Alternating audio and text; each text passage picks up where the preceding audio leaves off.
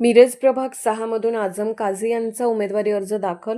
राष्ट्रवादी अजित पवार गटाकडून भव्य रॅलीद्वारे शक्ती प्रदर्शन. मिरज शहर महानगरपालिका निवडणुकीच्या पार्श्वभूमीवर राष्ट्रवादी काँग्रेस पार्टी अजित पवार गटाचे उमेदवार आझम काझी यांनी आज प्रभाग क्रमांक 6 मधून आपला उमेदवारी अर्ज अधिकृतरित्या दाखल केला. उमेदवारी अर्ज दाखल करण्याच्या निमित्ताने पक्षाच्या वतीने भव्य रॅलीचे आयोजन करण्यात आले होते.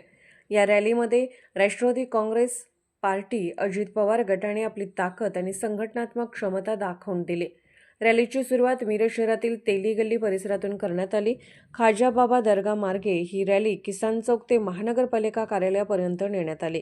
यावेळी पक्षाचे पदाधिकारी, कार्यकर्ते तसेच मोठ्या संख्येने नागरिक उपस्थित होते. अजितदादा पवार आणि राष्ट्रवादीच्या घोषणा देत संपूर्ण परिसर जल्लोषात दुमदुमून गेला होता. यावेळी प्रभाग क्रमांक 6 मधील नागरिक, कार्यकर्ते रॅलीमध्ये उपस्थित होते. आदरणीय नेते नामदार महाराष्ट्राचे उपमुख्यमंत्री अजित पवार दादा यांच्या माध्यमातून आज मला वार्ड क्रमांक 6 मधनं ओपन पुरुष गटातनं क गटातनं मी आज उमेदवारी आज दाखल करत आहे.